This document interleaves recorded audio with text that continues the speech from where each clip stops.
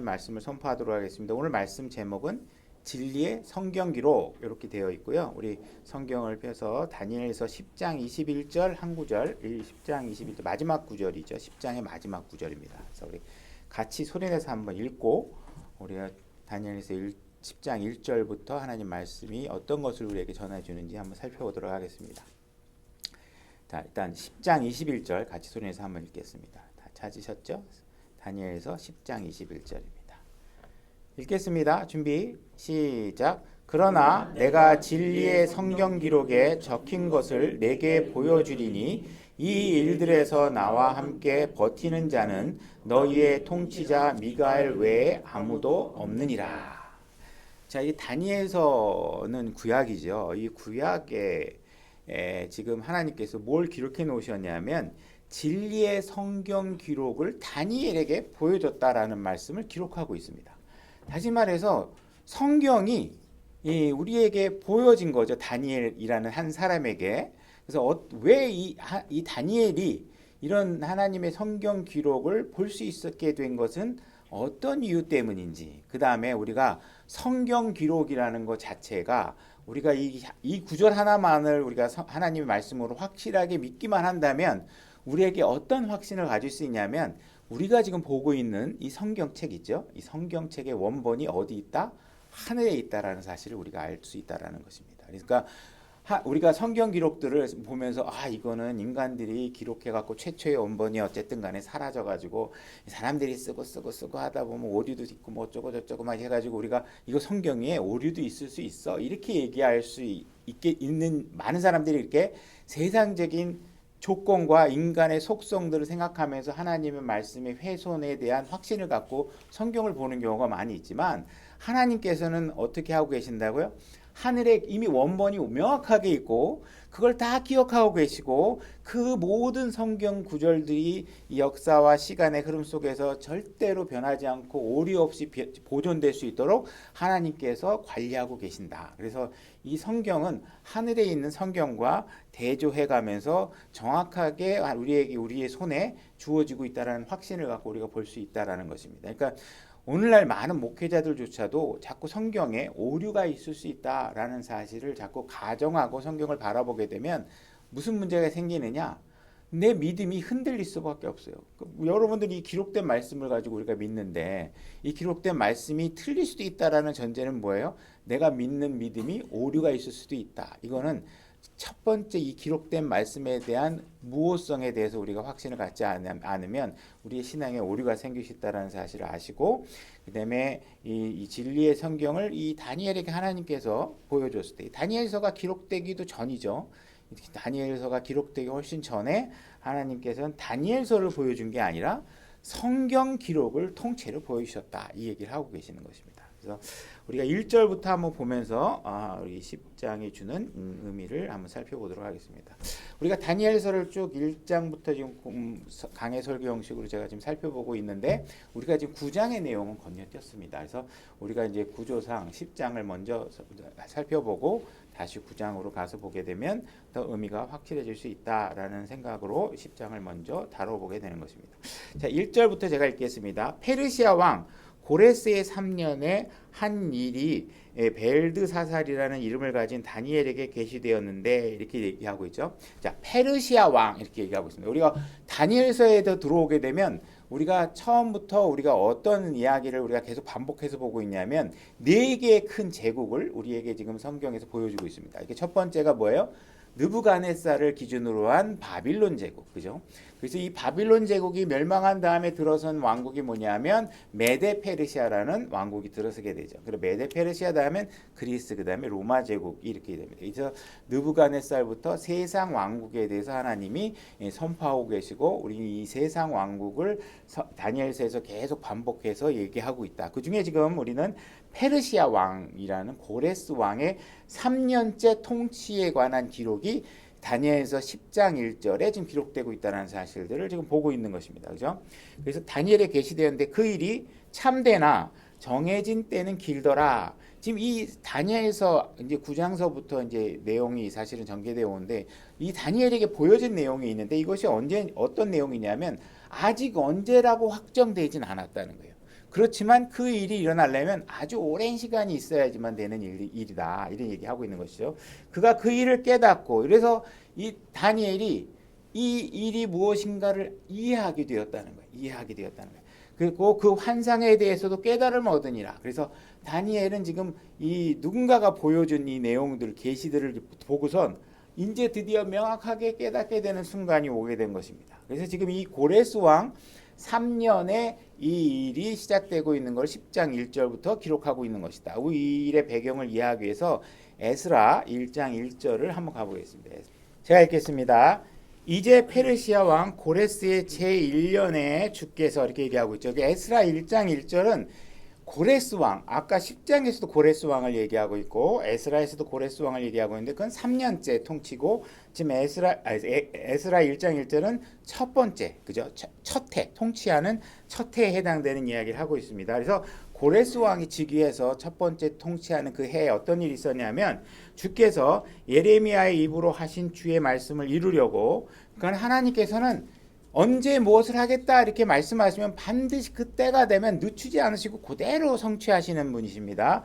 어떤 일을 이루셨냐 하면 이루시려고 페르시아 왕 고레스의 영을 움직이심에 그가 자기의 온 왕국에 두루 선포하고 그것들을 글로도 기록하여 이르되 그죠? 하나님께서는 빼박으로 하나님께서 그냥 말로만 하는 게 아니라 아예 글로도 기록해놔서 이게 뭐 그냥 없었던 일을 할 수 없는 상황이에요. 그죠? 그러니까 이렇게 정확하게 하나님께서는 예언들을 성취하시는 분이다.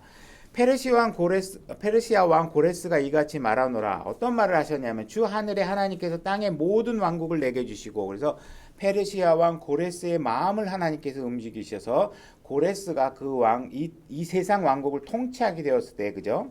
그때 지금 상황을 얘기하는 것입니다. 그래서 우리가 바빌론 제국이 먼저 있었고 그 다음에 두 뿔을 가진 짐승이 우리가 있었던 이야기를 전에 공부했습니다. 그래서 두 뿔이라는 건 뭐예요? 한쪽은 메데, 하나는 페르시아. 이 두 제국이 처음에 스타트를 하다가 어떻게 해요? 한쪽 뿔이 커져가지고 메데, 페르시아에서 페르시아가 절대적인 힘을 가짐으로 인해서 페르시아가 더 강성하게 된 거죠. 그래서 메데 페르시아라는 제국이 형성되게 된 것입니다. 그래서 우리 과거에 이 두 뿔에 해당하는 지금 왕국이 들어선 것이죠. 그죠? 다니엘서 2장에서는 금 다음에 은, 그죠? 어깨와 가슴 쪽으로 은에 해당하는 위치에 해당하는 겁니다. 그 왕이 들어선 것입니다. 그래서 또 내게 명하사 유다에 있는 예루살렘 자신을 위해 집을 건축하게 하셨나니 그래서 이들이 70년간의 포로 기간이 끝나면 내가 너희들을 다시 돌려보낼 것이라는 하나님의 말씀에 대한 성취들이 일어나고 있는 것이죠. 그분의 모든 백성 중에서 너희 가운데 거하는 자가 누구냐? 그의 하나님께서 그와 함께 계시기를 원하노니 이는 유다에 있는 예루살렘으로 올라가 주 이스라엘의 하나님의 집을 건축하라. 그분은 하나님이시요 그분의 집은 예루살렘에 있느니라. 남은 자가 누구든지 그가 머물던 모든 곳에서 그의 소속 사람들이 은과 금과 물건과 짐승으로 그를 도와주고 그래서 유대인들이 지금 포로로 끌려와가지고 바빌론 제국부터 해가지고 쭉 자기 지역에서 각각의 흩어진 지역에서 살고 있었을 때 이제 이 고레스 왕이 너희들은 이제 가라 하나님께서 이 마음을 돌려서 예루살렘으로 돌아가라 이렇게 허락해 준 거예요.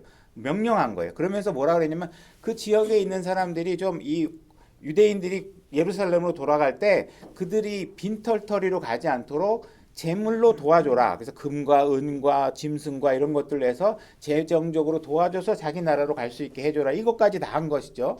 그래서 도와주고 그 외에 예루살렘에 있는 하나님의 집을 위하여 자원 헌물을 드릴지니라 하여더라. 그래서 이들이 예루살렘에 가서 예루살렘 도시를 다시 복구할 수 있도록 어떻게 해요? 헌금을 지원할 수 있도록 하신 거예요. 그래서 자원 헌금을 하도록 이와 같은 일들을 한 거죠. 그래서 하나님께서는 예레미야를 통해서 너희들이 7년째 되는 해에는 땅을 쉬어야 되는데 땅을 쉬고 하나님에게 온전히 헌신해야 되는데 유대인들이 어떤 생각을 갖고 있냐면 이게 이 올해 농사 안 지면 내가 먹고 사는데 지장이 있는 거 아니야? 그래서 그 사람들이 어떻게 했냐면 내가 하나님을 섬기는 일보다 땅의 재물을 얻는 일에 더 관심을 가졌던 것이죠. 그래서 실제로 땅을 안 쉰 거예요. 그죠? 하나님께 오늘날 우리에게 신약적으로 적용하면 뭐예요? 여러분들이 일주일 동안 충실히 생활하다가 일요일날 하루는 하나님 앞에 주의 첫날은 하나님께 헌신해라 이렇게 얘기했는데 사람들이 직장 생활해가면서 세상 생활하면서 내가 일요일까지 쉬면 내 생계에 지장이 있을 것 같아. 그래서 나는 교회 빠지고 내 일을 할 거야 라고 했던 거예요. 그러니까 그런 자세로 이렇게 하니까 하나님께서 어떻게 하세요? 그거 다 하나님은 하나도 더하거나 빼거나 하는 거 없이 다 철저하게 계산하신다 그랬죠. 그죠? 그래서 이들이 실제로 안식하고 쉬어야 되는 횟수의 해에 쉬지 않은 횟수를 다 따지니까 70년에 해당이 돼서 70년 동안 내가 너희들을 포로로 끌려가서 이 땅에 70년간 그 횟수만큼 예루살렘 땅에 쉬도록 하겠다라고 하시고 간 다음에 어떻게 해요? 그들을 다시 이제 돌려보내는 일을 하게 되는 것이죠. 그러니까는 너희들이 나한테 빚졌다. 그래서 그 빚을 다 갚도록 하겠다. 이렇게 얘기하고 있는 거예요. 그래서 지금 70년이 흐른 다음에 예레미야의 예언대로 70년이 흐른 다음에 다시 약속의 땅으로 돌려보내는 것이죠. 그래서 도시를 회복하고 성벽을 건축하고 성전을 다시 만들고 그들의 땅에서 하나님이 약속했던 삶을 다시 회복해서 다시 살아갈 수 있도록 하는 것이 하려고 하는 거예요. 근데 이 다니엘이 지금 지켜보니까 어떤 일이 벌어지고 있냐면 그 당시에 적어도 그 포로로 끌려가서 바빌론 지역부터 흩어져서 페르시아 제국이 될 때까지 포로되어 있는 유대인의 인구가 약 최소한 200만에서 한 300만 정도 될 수 있다라고 이제 추정해요. 이 숫자는 성경에 안 나오는 거지만 출애굽 당시에 장정의 인원수가 60만이라고 했으니까 장정만 그러니까 와이프 아이들 이런 거 다 빼고 그래서 이제 이걸 갖다가 우리가 뭐 4인 정도의 가족으로 따지면 이제 한 200만 정도 될 거고 그 다음에 또 인구가 사실 또 늘어난 걸 따지면 한 300만 정도 되겠죠. 그래서 성경학자들이 한 200만에서 300만 정도 사이에 분명히 최소한 그렇게 인원이 있었을 것이다. 근데 실제로 이들이 돌아온 자기 예루살렘 땅으로 돌아온 사람의 숫자가 뭐냐 하면 약 4만 2천여 명 정도만 돌아오게 됩니다. 그러니까 이 다니엘이 봤을 때 이 상황이 이해가 안 가는 거예요. 하나님이 선택한 백성이고 분명히 그들에게 주어진 땅이 예루살렘에 있었고 하나님과 올바른 관계를 유지하기 위해서는 거기에 템플이 있었기 때문에 거기에 가서 하나님께 제사를 지내고 그저 하나님께 경배를 드리고 하면서 그들의 삶을 영위해 와야지만이 그들의 기쁨의 원천이 될 수 있는데 이들이 어떤 상황이에요? 이미 70년 이상을 바빌론 땅에 살면서 어떻게 됐냐면 바빌론 땅이 너무 좋아진 거예요. 세상 문화가 너무 편해진 거예요. 그죠? 하나님을 잊고 산다고 하는 것 자체가 마음으로 조금 꺼리낌이 있긴 한데 실질적으로 내 육신은 뭐가 좋아요? 바빌론의 문화가 좋고 그들의 클럽 문화가 좋고 그들의 세상 문화가 좋고 물질 문화가 좋고 이것이 너무 그들에게는 매력적으로 보이니까 어떻게 해요? 대다수의 사람들이 돌아가지 않고 거기에 남아있고 오직 소수의 사람들만 적은 수의 사람들만 예루살렘으로 돌아가는 일들이 벌어졌다는 거예요. 그러니까 다니엘은 지금 가슴이 너무 괴로운 거예요. 어떻게 내 하나님의 백성이 이런 상태가 되어 있지? 그러니까 우리가 지금 성경의 전체적인 맥락상 우리가 항상 보게 되면 사람들이 분명히 70년의 포로 생활이라는 건 뭐예요? 하나님께서 그들을 징계한 거잖아요. 징계. 그죠? 근데 사람들이 이렇게 보다가 저 사람이 신앙에 문제가 있는 것 같아. 저러다가 하나님한테 혼나겠지. 이렇게 나서 딱 보니까 실제로 혼나요. 그죠? 절대적으로 혼납니다, 여러분들. 하나님은 사랑이시기 때문에 혼내십니다. 여러분들을 정말 친자녀처럼 생각한다면 여러분들이 잘못한 일들을 그냥 넘어가시는 분이 아니에요. 너무 그냥 넘어갔다 그건 뭐예요? 그건 사생아예요. 그건 진짜 자식이 아니에요. 그죠? 그러니까 내가 하나님의 마음을 속상하게 하는 일을 했는데 내가 편안하게 살고 있다. 그건 하나님의 자식이 아니에요. 근데 하나님의 자녀라면 어떻게 징계한다는 거예요. 근데 이 징계를 받으면 우리가 봤을 때 어떻게 생각해요? 저 사람은 징계를 받으면 어느 순간인가 이제 다시 회복하고 하나님께 돌아올 거야. 이렇게 대부분 우리가 생각하잖아요. 근데 성경에서 보여지는 사실은 뭐예요? 대부분이 안 그런다는 거예요. 안 그런다는 거예요. 뭐가 징계인지도 모르고 지금 포로 생활이 징계인데 그게 마치 미국 영주권 딴 것처럼 바빌론 영주권 가진 게 더 좋다는 거예요. 하나님의 영주권을 가지고 하나님의 시민으로 사는 삶보다 세상의 영주권 매력적인 대제국의 영주권을 갖고 있는 게 더 매력적이라고 생각을 한 거예요. 그러니까 이게 얼마나 끔찍한 일이라는 거죠. 그죠? 뭐 잠깐 얘기하면 우리가 계시록에도 가면 어떻게 해요? 무적행에 1000년간 사람들을 그냥 지옥에다 가두다시피 어둠에다 가둬놨는데 그들을 1000년 뒤에 다시 풀어내니까 어떻게 해요?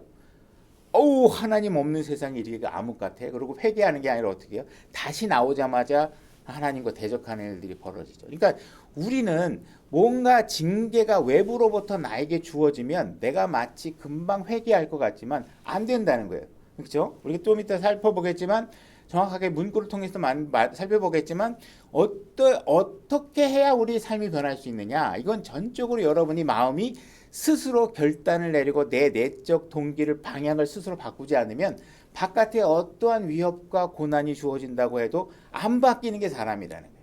그러니까 하나님 앞에 헌신하느냐 안 하느냐는 여러분이에요. 나는 이 사람 때문에 신앙이 망쳤어요. 난 저 사람 때문에 난 신앙이 망쳤어요. 이렇게 할 수 있는 게 아니라 여러분들이 그런 상황에도 불구하고 내 자신을 하나님 앞에 돌리느냐 돌리지 않느냐 전적으로 여러분 결정에 모든 것이 달려있다. 하나님께서 그 말씀하고 계시는 거고 네가 잘못 선택을 한 거면 그건 외부적인 요건 때문이 아니야. 네 자신의 잘못된 결정이야. 이걸 정확하게 성경에서 우리에게 보여주고 있다는 것을 알 수 있는 것입니다. 그래서 여러분들이 의지를 가지고 내적 동기를 변화시키지 않는 한 외부의 어떤 따뜻함, 사랑해요 이런다고 여러분 바뀌는 것도 아니고요. 여러분을 회초리를 때린다고 바뀌는 게 아니에요. 내 마음이 잘못되어 있으면 때리면 더 반항하고 사랑하면 그걸 귀에 삼아서 더 나쁜 짓을 하는 거예요. 그러니까 여러분들이 마음을 정확하게 성경 말씀에 일치시켜서 스스로 변하지 않으면 여러분들의 삶은 하나님 앞에 올바로 바로잡히지 않는다. 지금 이 다니엘이 괴로워하고 있는 포인트가 바로 이것이다. 어떻게 저들이 하나님에게 징계를 70년간 받고도 어떻게 하나님께로 돌아가지 않고 고작 4만 2천 명만이 지금 돌아가고 이런 일들이 벌어지는가라는 것에 대한 괴로운 상황에 지금 다니엘이 놓여 있다. 1절부터 다시 해보겠습니다.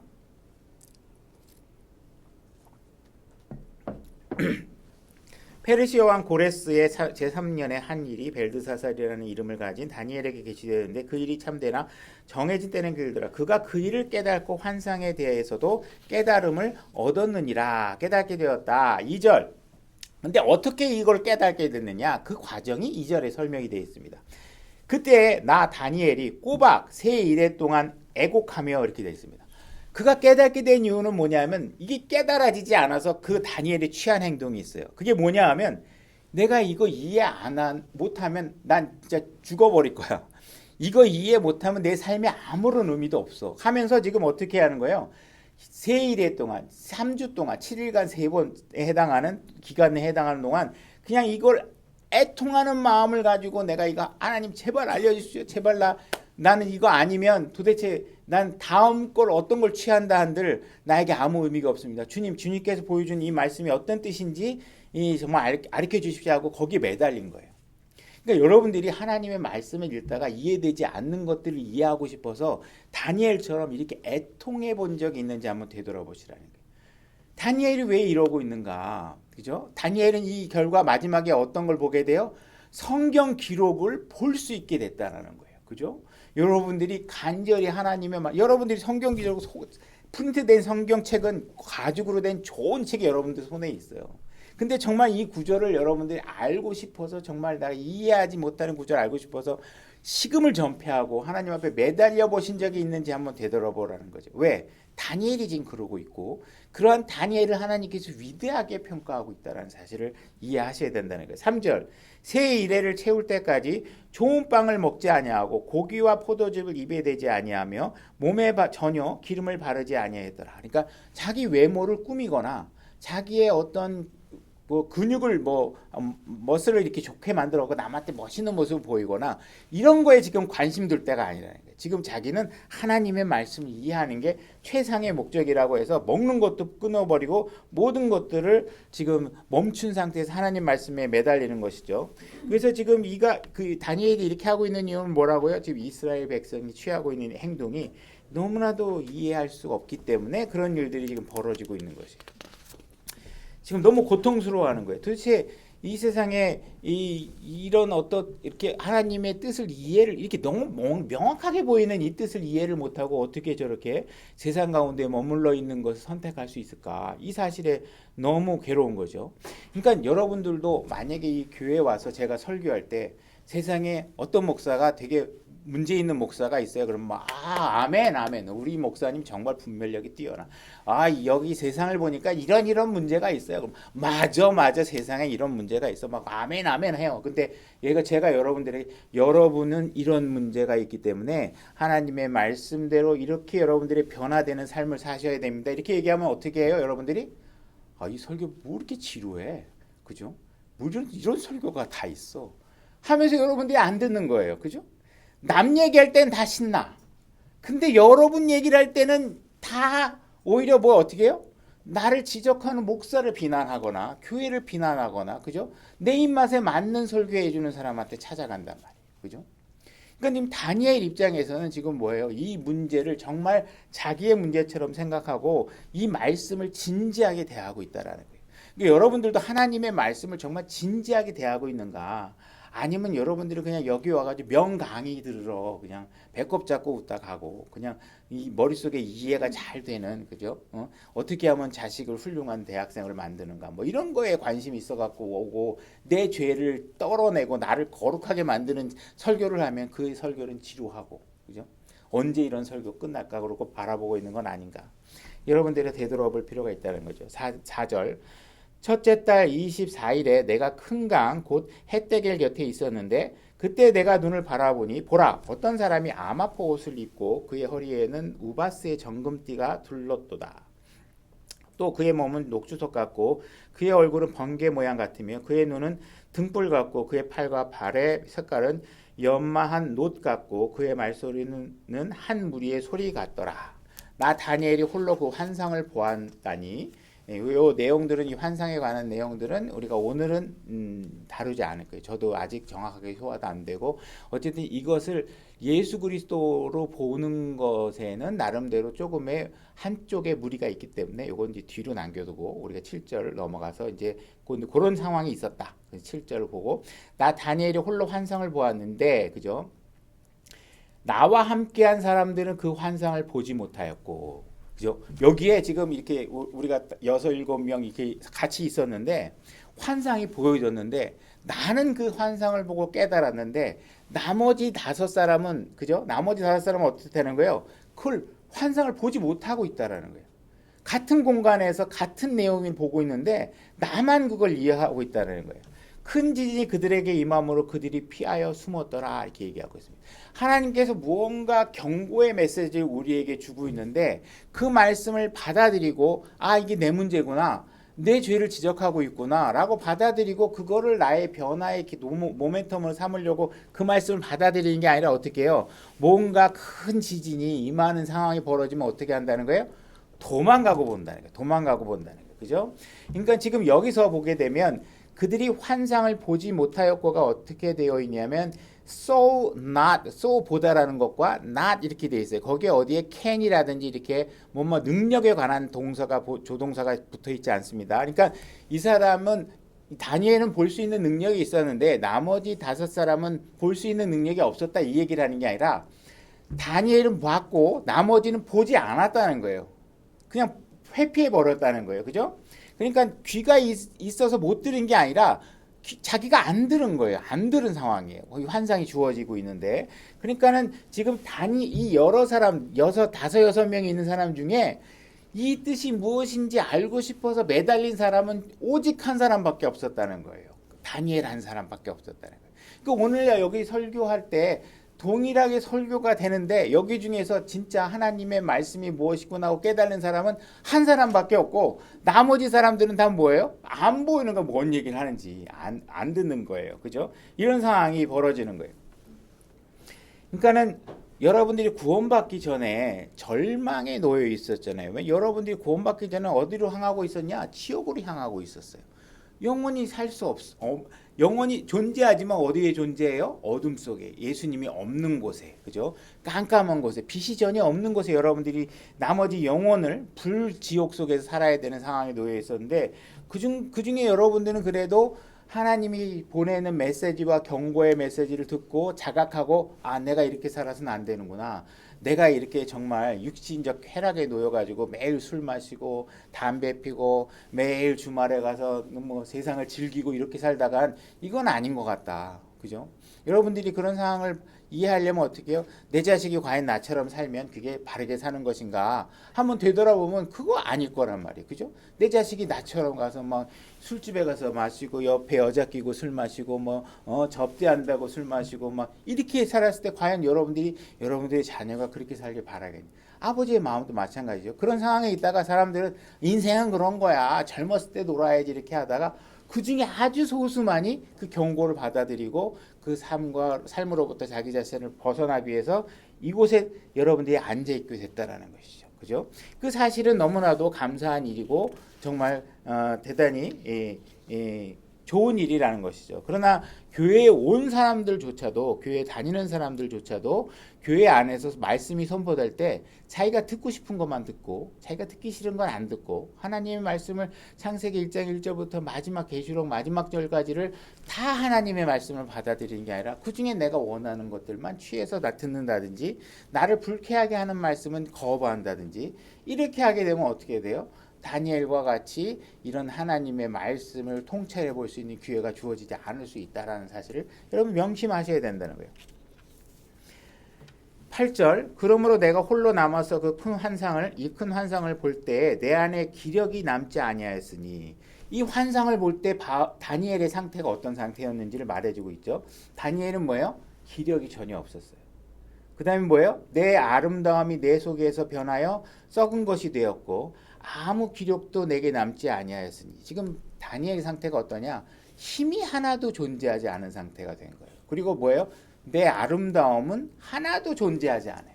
내가 누군가가 나를 바라보면 저 사람 굉장히 어떤 훌륭한 벼슬하는 사람 같은 인상을 가졌어. 이런 걸 볼 수 없는 거죠. 저 사람 정말 멋있어 보이는데 이런 게 없는 거예요. 아름다움이 전혀 없는 거예요. 그럼에도 내가 그 말소리를 들었는데 그 말소리를 들을 때 내가 얼굴을 땅으로 향하고 얼굴을 댄 채 깊이 잠들었느니라. 여러분들은 여러분 자신이 세상 사람들에게 인기를 얻고자 멋있는 패션의 옷들을 입고 그죠? 멋있는 액세서리를 몸에 지르고 멋있는 가전제품들을 갖고 세상을 향해서 여러분들을 자신을 잔뜩 꾸밀 때가 많이 있을 거예요. 근데 다니엘이 지금 하나님의 말씀이 무슨 뜻인지 이해하는 순간에 어떤 상황이냐? 다니엘은 자기 스스로 자기가 이미 본성적으로 가질 수 있는 힘 자체가 하나도 없어진 상태. 그리고 내가 내 자신을 꾸며서 누구에겐가 아름답게 보이고자 하는 그 자체도 완전히 사라진 상태. 그때 뭘 봤어요? 하나님의 뜻이 무엇인가를 깨닫게 됐다는 거예요. 여러분들 자신의 속 중심 안에 나를 중심으로 한 어떤 것들이 존재할수록 여러분들은 하나님의 진리가 보이지 않게 되는 거예요.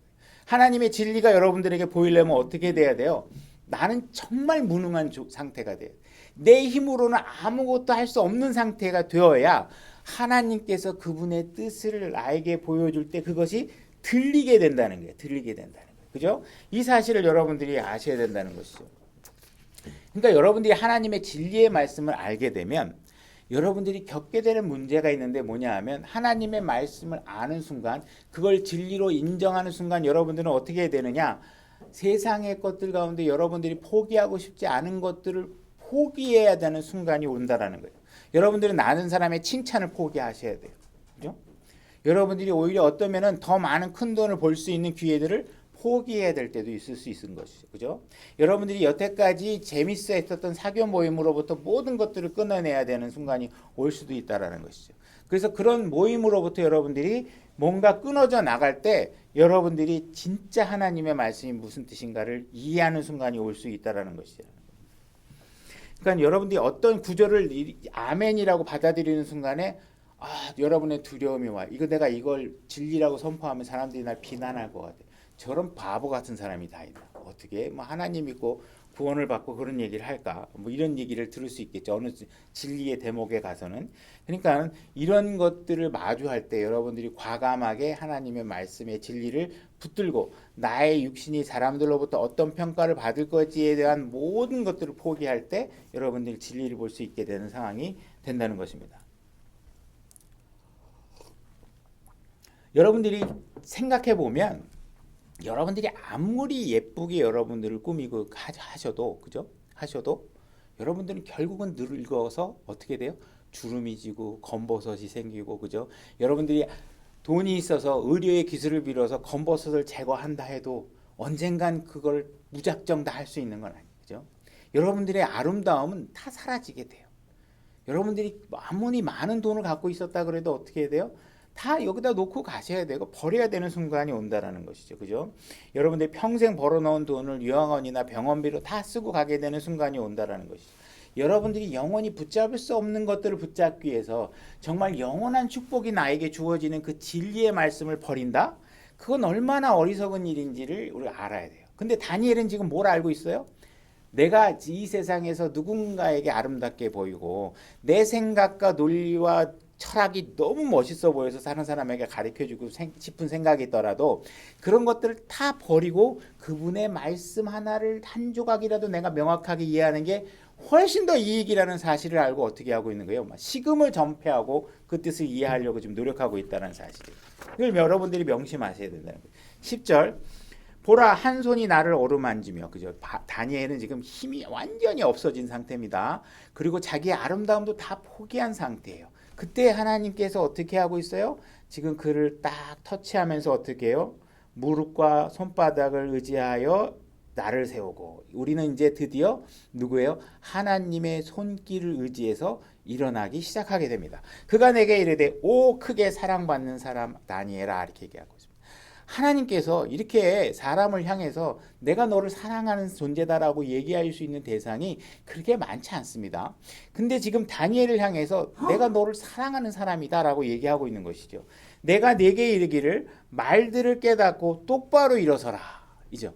네가 이제 드디어 너는 깨달을 수 있는 그 순간이 왔다. 드디어 나를 의지하고 일어나서 네가 볼 수 있는 것들을 보도록 해라. 이렇게 얘기한 것이죠. 내가 지금 내게 보여졌느니라 하더라. 그가 내게 이 말을 한 뒤에 내가 떨며 일어서니라. 이렇게 얘기하고 있습니다.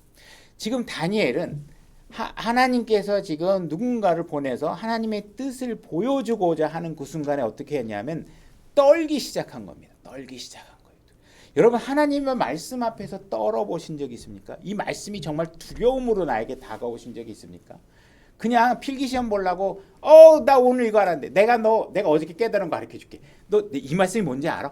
막 이렇게 여러분들이 기고만장해서 지식을 남을 위협하는 도구로 정말 사용하는 게 아니라 그 말씀이 다가오는 순간 여러분들 어떻게 하셔야 돼요? 무서워야 돼요. 이거를 이런 뜻이었어? 나 부끄러워서 이거 안다고 얘기 못하겠는데 왜? 내 삶이 그 말씀과 너무나도 배치된 삶을 살았으니까. 그 말씀이 나를 너무 내 죄를 드러내니까. 이런 말씀을 여러분들이 받아들이면요, 여러분들의 지식을 함부로 자랑할 수 없어요. 그죠? 머리가 숙여지는 수밖에 없어. 근데 우리 여러분들이 어떻게 킹제임스 신앙 안에 들어오면 전부 다들 보면 막 가르쳐주고 싶어갖고 안달이 난 사람들이 많아. 왜?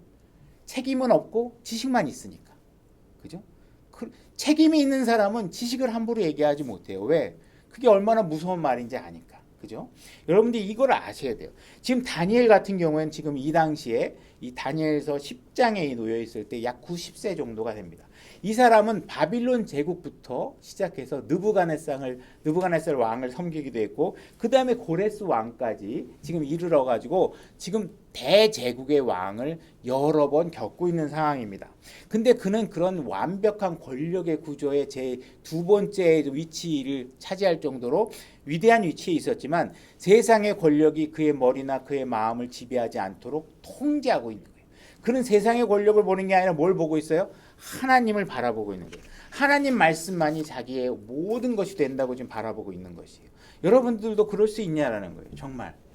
말로는 다 하는데 여러분들이 오늘 말씀 중에 속으로든 입으로든 아멘 했으면 그 순간 여러분 뭐 한 거예요? 하나님 앞에 진짜 약속한 거예요. 내 그 말씀이 옳다라고 진리라고 고백한 거예요. 여러분들이 이때까지 신앙생활 20년을 왔든 30년을 왔든 여러분들이 아멘 했던 말씀만 적어도 50%만이라도 여러분들이 정말 지키면요. 여러분들의 신앙이 얼마나 우월해질 수 있는지 되돌아보셔야 돼요. 여러분들이 다 아멘은 했지만 뭐예요? 단 1%도 그 말씀대로 살지 않는 사람이 수두룩해요. 지식만 다 많아. 행함은 하나도 없어. 그죠? 이런 것들이 얼마나 끔찍하냐 이거예요. 내가 뭐 어떨 때 보면 난 이렇게 거룩하게 행했는데요. 신천지 사람 봐요. 진짜 자기 자신을 갈아 넣을 정도로 남한테 설설 기면서 남을 비유를 맞춘다고.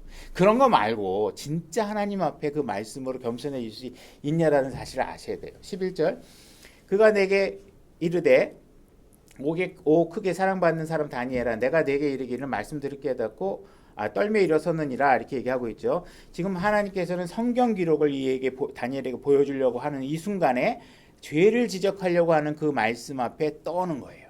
이스라엘의 죄가 무엇이다. 네 민족이 짓고 있는 죄가 무엇이다. 라는 사실을 보여줄 때 떨고 있는 거예요. 근데 이런 말씀이 주어질 때 여러분들이 떠셔야 되는데 떨지 않고 뭐예요? 목사를 비난하고 목사님 그런 설교하시면 교회 성도들이 상처받아요. 목사님 그런 설교하면 누구가 지적받는 것 같잖아요. 이런 식으로 여러분들이 자세를 취하면 안 된다는 거예요. 지금 여러분들이 취해야 되는 그 자세는 뭐야? 다니엘의 자세예요. 이게 하나님의 말씀이라는 거에 대한 여기서 강대상에서 기록된 말씀을 읽고 있는데 기록된 말씀 여러분들은 어떻게 하세요? 목사를 비난하거나 하나님을 비난하면 안 되고 여러분 자신이 떨어야 된다. 12절 그때 그가 내게 이르되 다니엘아 두려워하지 말라. 내가 내 마음을 정하여. 지금 뭐라고 얘기하고 있냐면 지금 두려워하지 말라. 다니엘 네가 내 마음을 정하였다는 거예요. 그러니까 다니엘은 지금 스스로 자기 마음을 무언가 하나님 방향으로 정해놨다는 거예요. 그게 바로 하나님께서 이 다니엘을 사랑하게 된 동기라는 거예요. 그죠? 정하여 깨닫고자 하여, 그죠? 또 내 하나님 앞에서 내 자신을 징계하기로. 여러분들 하나님 말씀을 들으면 어떻게 하셔야 돼요? 다른 사람을 징계하려고 그러시면 안 돼요. 너 말씀 들었어? 이건 너한테 하는 얘기잖아. 이게 아닌데 뭘 해야 돼요? 여러분 자신을 징계하셔야 돼요. 하나님의 말씀은 여러분 각자 자기 자신을 징계하도록 주어진 말씀이지. 맞아. 아멘. 걔 얘기하는 거잖아. 그 사람 얘기하는 거잖아. 이렇게 여러분들이 하시면 안 된다. 지금 다니엘은 어떻게 하고 있어요? 나를 징계했다고 얘기하고 있어요. 내 자신을 징계하기로 한 첫날부터 그분께서 내 말들을 들으셨나니 내가 내 말들로 인하여 왔느니라. 지금 다니엘이 하나님 알려주십시오. 나를 징계하겠습니다 하고 나를 굶게 만들고 먹지 않게 만들고 나의 모든 부귀와 영화 나를 잘 보이고 싶어하는 모든 것들을 다 버린 상태에서 하나님께서는 그 말을 듣고 이 다니엘에게 오게 됐다는 것이죠. 그러나 페르시아 왕국의 통치자가 21일 동안 나를 막았으나 보라 우두머리 통치자들 중에 하나인 미가엘이 와서 나를 도와주었느니라. 내가 거기서 페르시아 왕들과 함께 머물러 있었느니라. 이제 내가 너로 하여금 마지막 날들에 네 백성들에게 일어날 일을 깨닫게 하려고 왔거니와 그 환상은 많은 날 뒤에 있을 일에 대한 것이니라 하더라. 지금 지금 하나님께서 보낸 이 사람이 지금 다니엘의 기도를 듣고 막 오려고 했는데 어떻게 해요? 21일 동안 무언가 이 세상의 영적 존재들이 하나님과 맞설려고 하는 존재들이 다니엘과 하나님의 관계를 파괴하려고 하는 사람들이 하나님의 백성을 파괴하려고 하는 존재들이 계속 이 영적 하나님의 메신저를 공격하고 방해했다는 것이죠. 그래서 여러분들이 만약에 기도를 하고 있는데 하나님께서 뭐 기도의 응답이 좀 늦어졌다 이렇게 얘기하면 여러분들은 뭘 생각하셔야 돼요? 하나님께서는 지금 응답하고 계시지만 지금은 이 응답이 될 때까지 수많은 일들이 지금 벌어지고 있구나. 지금 뭔가 내가 이해할 수 없는 일들이 벌어져서 하나님과 나와의 관계를 망가뜨리려고 하는 모든 세력들이 개입해서 이 응답을 막고 있구나라는 사실들을 지금 이야기하고 있는 것이죠. 그래서 지금 다니엘은 하나님의 말씀을 알고 싶어하고 그 말씀이 알고자 하고 자기 자신을 낮췄더니 나의 존재를 무색하게 내 스스로 타고난 인간적으로 갖고 있었던 모든 힘을 제로로 만들었더니 하나님께서 응답하기 시작했다 이렇게 얘기하는 것이죠. 그래서 여러분들이 뭔가 내가 어떻게 살아야 할지 여러분들이 어떻게 하면 좋은 가정을 이룰 수 있는지 이런 성경 기록을 통해서 그죠? 내가 어떻게 친절하지만 내가 그들이 제안하는 부패적인 제안에 타협하지 않으면서도 내가 강하게 남아있고 그들에게 은혜롭게 보일 수 있는지 고민이잖아요. 그죠? 때로는 틀린 말을 해가지고 내가 너 틀렸어 이렇게 얘기할 수는 있지만 거기에 만약 친절과 은혜가 사라지게 되면 내 자신이 하나님 앞에 합당하지 않은 모습이겠죠. 그죠? 그러니까 우리가 하나님의 말씀을 읽을 때 이런 모든 지혜들이 나에게 들어올 수 있도록 여러분들이 붙잡고 매달리고 간구할 때 하나님께서 여러분들을 도와주시게 된다. 그죠? 그래서 여러분들이 그 다니엘이 가지고 있었던 마음으로 정한 이런 모든 일들 입으로만 하는 게 아니라 정말 여러분 마음속에 뭔가 정해서 자기 자신을 징계하는 단계까지 이르렀을 때 하나님께서 그 뜻을 보여주게 된다. 그것을 하지 않으면 여러분들은 전부 다 지식에 거의 남봉꾼처럼 되는 경우가 많습니다. 그죠? 이 지식을 화려하게 놀리는 사람만 되면 안 됩니다. 15절 그가 그런 말들로 내게 이를 때 내가 땅을 향하여 얼굴을 고정하고 말을 잊지 못하였다 이렇게 얘기하고 있죠. 지금 다니엘은 하나님께서 어떤 뜻을 보여주니까 벙어리가 됐다 이렇게 얘기하는 게 아니라 말을 안 한 거예요. 그죠? 우리가 신앙생활할 때 가장 큰 문제가 뭔지 아세요? 하나님께서 여러분들에게 무언가 지혜를 주고 진리의 말씀을 선포하면 여러분들이 너무 말이 많아. 변명이 너무 많아. 나는 이래서 못하고요. 저래서. 그렇지만 이런 이유가 있잖아요. 그러면서 여러분들이 말이 너무 많아. 여러분 하나님 말씀이 딱 주어지면 여러분들은 뭘 하셔야 돼? 그게 무슨 뜻인지 알면 입을 다물어야 돼. 할 말이 없어요. 예수님도 그랬고 입을 다무시잖아요. 그죠? 누가 나를 조롱해도 입을 다무셔야 돼. 왜? 알려줬잖아요. 세상 사람은 날 조롱한다고 성경이 얘기해줬잖아요. 근데 그 성경 말씀이 성취되고 있는데 뭘 말이 많아. 옆에 있는 사람이 나를 뭐하매? 뭘 말이 많아. 세상은 그런다고 그랬는데, 그죠? 그러니까 다니엘은 입을 막았단 말이에요. 입을 막았단 말이에요. 여러분들 제발 좀 누군가 하나님께서 여러분들에게 진리의 말씀을 가르치면 제발 아멘하고 입을 다물란 말이에요. 그래야 하나님께서 뭘 가르쳐 주시지. 자꾸 그분의 말을 멈추고 이것 때문에 그래요. 저것 때문에 그래요. 나는 이유가 있어요. 맨날 이런 얘기를 하면 하나님께서 여러분들에게 어떻게 뭘 가르쳐 주냐고요. 성경을 통해서 여러분들 알려주고자 하는데 여러분들이 너무 많다. 제발 아무 말 하지 마시고 아멘하고 받아들이시고 그 말씀을 소화해 내시란 말이에요. 그 말씀이 진리니까. 16절 보라 사람들의 아들들과 비슷한 이가 내 입술을 어루만지니라. 이에 내가 입을 열어 내 앞에 서 있던 이에게 말하여 이르되 오 내 주여 그 환상으로 말미암아 내 슬픔이 내게 돌아왔으므로 아무 기력도 내게 남지 아니하였나이다. 이 내 주의 종이 어찌 이 내 주와 말할 수 있으리까. 지금 다니엘은 내가 지금 앞에서 말씀을 전하고 있는 사람에게 뭐라고 있는, 내가 감히 지금 전하고 있는 사람에게 뭐라고 말을 섞을 수 있는 존재도 아니다. 나는 정말 아무것도 아닌 존재다라는 사실을 얘기하고 있는 거예요. 내가 감히 거기다 무슨 말을 섞겠습니까? 나로 말하건대 즉시로 내 안에 기력도 남지 아니하고 내 안에 숨도 남아있지 아니하였나이다 하니. 그죠? 자기 자신은 지금 내 기력은 제로. 그리고 나에게 무엇인가 지금 힘이 나와서 내가 기대고 일어설 수 있다면 그 힘은 다 어디서 오는 거예요? 하나님으로부터 오는 것입니다. 그러니까 여러분들이 무언가 움직일 때 그 힘이 하나님으로부터 오고 있음을 인지하실 수 있어야 돼요. 그렇지 않고 여러분들이 여러분의 능력과 지식과 철학과 잘남으로 가지고 무언가 움직이고 있다. 그건 다 부패하고 더럽고 하나님을 영광스럽게 못하는 사실을 철저하게 알고 계셔야 되는데 그것이 아무리 유명한 철학자의 얘기라 해도 하나님으로부터 온 것이 아니라면 다 버리시라는 얘기를 하셔야 돼요. 그때 사람의 모양을 한 이가 와서 내게 손을 대며 나를 강건하게 하고, 그죠? 지금 다니엘에게 힘이 들어오는데 그 힘은 어디로부터 오는 거예요? 하나님이 보내신 사람으로부터 지금 주어지는 힘입니다. 이르되 오 크게 사랑받는 사람아 두려워하지 말라. 내게 평강이 있을지어다. 내 마음을 강하게 하라. 마음을 강하게 하라. 참으로 마음을 강하게 하라 하니라. 그가 내게 말하며 내가 강하게 되어 이르되 주께서 나를 강하게 하셨사오니 내 주는 말씀하소서 하며.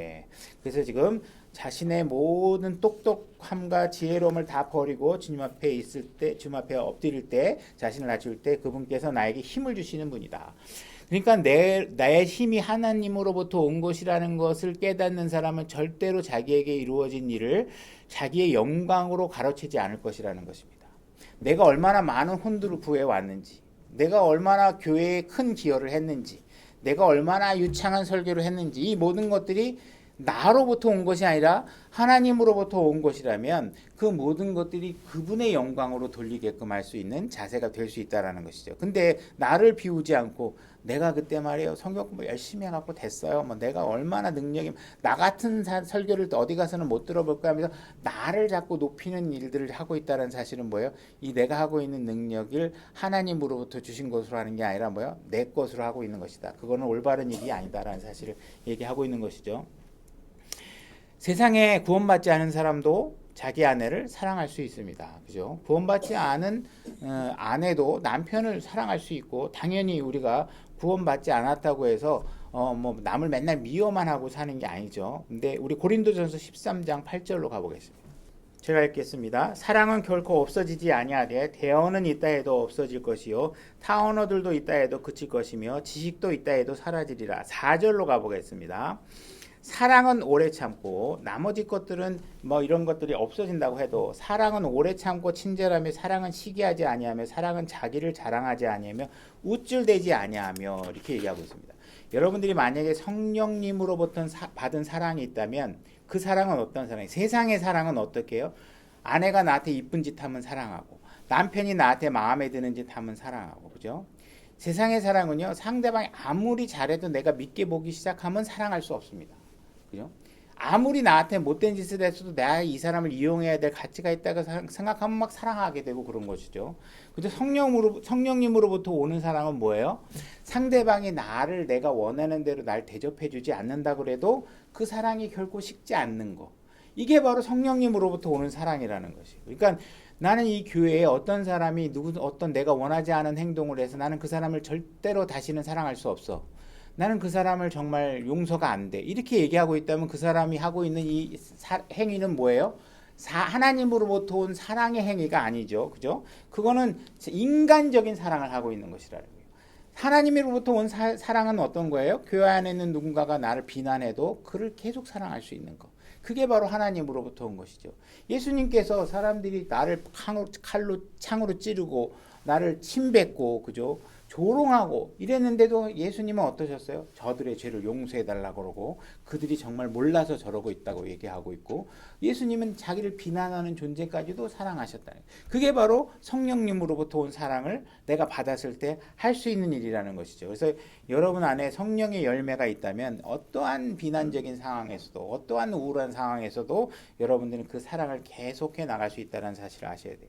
우리가 다니엘서 10장에서 다니엘서의 모습을 보고 우리가 놀랄 수 있는 것은 무엇이냐 하면 다니엘은 가족을 잃었어요. 그런데도 불구하고 하나님을 신실하게 사랑하고 섬기고 있는 것입니다. 다니엘은 지금 이 계시를 통해서 이미 70년만 끝나면 모든 게 다 해결될 줄 알았는데 또 다른 마지막 때에 이스라엘 유대 민족들이 겪어야 될 재앙을 선포하시니까 정말 그에겐 미래도 사라졌어요. 바빌론에 올 때도 미래가 사라졌지만 바빌론의 포로 기간이 끝나고 나서도 미래가 사라진 상태예요. 이런데도 불구하고 그는 하나님께 신실하게 매달렸습니다. 하나님의 말씀의 뜻이 무엇인지 알려고 노력했지 하나님을 비난하거나 왜 나에게 이런 저주를 주냐고 하나님 원망하거나 이런 게 아니에요. 그죠? 왜 이런 일이 벌어진지 알고자 했지만 그는 비난하거나 원망하는 마음이 없었다는 거예요. 그는 왕의 무릎도 꿇게 만들었고 두 제국의 사이에 무너지지 않는 왕국 사이를 오고 가고 모든 것들이 그 두 제국이 어떻게 멸망하는지도 다 봤던 사람이죠. 이런 사람이에요. 그래서 근데 그 모든 것들을 보면서 그는 자기 자신을 철저하게 부인하고 오직 하나님만을 높이고 자기 자신을 낮추는 신앙생활을 했다는 사실이에요. 이 사실이 우리가 다니엘서 10장을 통해서 우리가 배워야 되고 우리가 받아들여야 될 신앙 자세라는 것이죠. 20절 그때 그가 이르되 내가 어찌하여 내게 왔는지 내가 아느냐 내가 이제 돌아가서 페르시아의 통치자와 싸우려니와 내가 나아가면 보라 그리스의 통치자가 이르리라. 그래서 지금 페르시아 제국이 끝나고 나면 뭐가 온다는 거예요. 그 다음에 그리스 제국이 오게 될 것이다라는 사실들을 다 알려준 것이죠. 그래서 지금 이런 놀라운 계시들을 이들에게 지금 다니엘에게 지금 보여주고 있는 것. 21절 그러나 내가 진리의 성경 기록에 적힌 것을 내게 보여주리니 이 일들에서 나와 함께 버티는 자는 너희의 통치자 미가엘 외에는 아무도 없느니라. 그래서 지금 다니엘은 진리의 성경을 볼 수 있는 놀라운 기회를 얻게 되는 것입니다. 그래서 지금 이 하늘에서부터 가지고 온 진리의 성경, 다시 말해서 우리가 이 성경 말씀만 믿는다면 성경의 원본은 하늘에 있다라는 것이 분명한 사실이라는 사실들을 알고 있는 것이죠. 그래서 지금 이런 기록된 하나님의 말씀을 지금 보여주고 있다라는 사실들은 굉장히 놀라운 사실입니다. 그다음에 막 앞에 했던 이야기들은 생략하고 지금 우리가 다니엘 10장을 보게 되면 다니엘이 성경을 대하고 있는 자세를 보게 됩니다. 이 다니엘이 보여주는 자세는 정말 놀라운 자세이고 과연 우리 중에 이 다니엘처럼 하나님의 말씀을 진지하게 대하고 있는 사람은 얼마나 될까? 정말 이것은 되돌아보면 제가 목회 경력이 지나면 지날수록 느끼는 것이 이게 뭐예요? 이 하나님의 말씀을 대하는 사람들이 그렇게 진지하게 대하는 사람이 많지 않구나. 그죠? 정말 하나님 말씀은 위대한데 대부분 보니까 교회 다닌 경력이 20년, 30년 넘는 사람들이 대수록한데 그동안 그 사람들이 매주 설교를 몇 번 빠졌다 그래도 정말 그 긴 시간의 설교를 들었어도 그 말씀이 그들의 삶을 변화시키지 못하고 있다는 사실을 목격할 때마다 얼마나 처참한 마음이 들겠어요. 그죠? 전 뭐 다니엘만큼은 아니지만 다니엘과 같은 생각이 조금 들더라고요. 그래서 이게 뭐지? 하나님께서 하나님 말씀을 이렇게 복되게 하시고 정말 세상에 방치하지 않고 하나님께서 이 교회라는 곳을 만드셔서 하나님의 진리의 말씀으로 살아갈 수 있도록 해주고 있는데 이들은 이 환경을 마치 적선하듯이 나오고 안성식 형제를 위해서 나오는 것처럼 나오고 나와주는 마음으로 나오고 이게 도대체 무슨 변화일까? 그죠? 그러다가 툭 하면 그냥 세상으로 떠나고 그죠? 이런 것들을 볼 때마다 정말 이게 괴롭구나. 왜 이렇게 이런 일들이 벌어지고 있구나. 는가를 보면 다니엘처럼 하나님의 말씀을 진지하게 대하는 사람들이 그렇게 많지 않다라는 것이에요. 다니엘이 이렇게 정말 진지하게 하나님의 말씀을 대하는 이유는 뭘까요? 오직 자기 삶을 풍요롭게 하고 자기가 영원의 지점에 도달했을 때 자기를 가장 유익하게 만들 수 있는 모든 열쇠가 어디 있다라는 걸 알기 때문이에요. 성경 속에 모든 열쇠가 있다라는 걸 알기 때문에 그래요. 그들은 전부 다 하나님 이 성경이 하나님의 말씀이라고 다 아멘 해놓고 그들은 하나님 말씀에 별로 진지하지 않아요. 그냥 여러분들 내일 사업가하고 만나면 어떻게 하지? 내일 매출을 어떻게 더 올리지? 내일 누구를 만나면 어떻게 나를 어필하지? 이런 것들을 주로 가장 먼저 생각하지. 정말 하나님께 모든 걸 맡기면 그분께서 나머지 모든 것들을 그분의 능력으로 할 수 있도록 돕는다는 사실을 모르니까 여러분은 어떻게 해요? 계속 여러분의 능력으로 여러분의 인생을 살아나가려고 하니까 뭐예요? 모든 게 좌충우돌 마음대로 안 되고 막 그렇게 얘기한다고. 지금 저 같은 경우에도 주변에 친척들도 있지만 얘기하고 제발 전에도 좋은 말로 얘기했을 때 구독 좀 눌러 내가 그랬는데 안 누르길래 지난번에 뭐라 제발 구독 누르고 조카한테 매주 밤에 좀 하나씩 들어 막 내가 그러고 막 그런 식으로 막 강압적으로 해서 조회수가 지금 구독자가 1명 늘었는데 정말 좋은 말로 하면 안 듣는 것 같아. 정말 제발 좀 들으라고. 이게 정말 진리고 내 삶을 얼마나 윤택하게 하는지 아는데 그냥 불교 생활에 빠져가지고 그 뭐 세상에 종교에 빠지고 막 그렇게 하면서 아무것도 안 믿는 사람 없죠. 뭔가 잘 믿긴 믿는데 정말 세상을 자기를 유익하게 하지 않은 종교에 자기 자신을 헌신하는 경우가 너무 많다라는 거예요. 그래서 여러분들이 좀 여러분 자신을 낮춰서 하나님께서 다니엘을 사랑하신 이유가 뭘까? 그가 사자굴에 들어가서 사자를 무서워하지 않았기 때문도 아니고 왕 앞에서 뭐 무릎 꿇지 당당했기 때문도 아니라는 거예요. 그가 하나님께서 그를 사랑하는 다니엘아라고 부를 수 있었던 건 뭐예요? 하나님의 말씀을 알려고 너무나도 진지했기 때문에 그를 사랑한다고 얘기하는 것이죠. 그게 가장 출발점이 돼야 된다는 거예요. 그러니까 여러분들이 지금 우리가 만 7년이 되어가고 있고 낮은 마음 침례교회가 여러분들의 교회로서 하나님의 교회로서 잘 세워져 나가려면 여러분들이 정말 변화되지 않고 저만 여기서 설교하고 여러분들이 설교 듣고 그냥 돌아가가지고 아무 변화도 안 일어나요. 여러분들이 각자 한 사람 한 사람의 말씀에 변화돼서 뭔가 변화된 느낌이 나고 세상 사람들이 느끼지 못하는 평안과 뭔가 그런 어떤 기쁨이 그들 안에 있어야지만 세상 사람들이 볼 때 나도 하나님 앞에 좀 관심 좀 가져야 되겠다. 뭔가 다른 것 같다 이렇게 얘기하겠죠, 그죠? 그러니까 하나님의 말씀을 다니엘처럼 진지하게 대하는 그런 자세를 여러분들이 갖기를 바랍니다. 오늘 말씀을 생각하시면서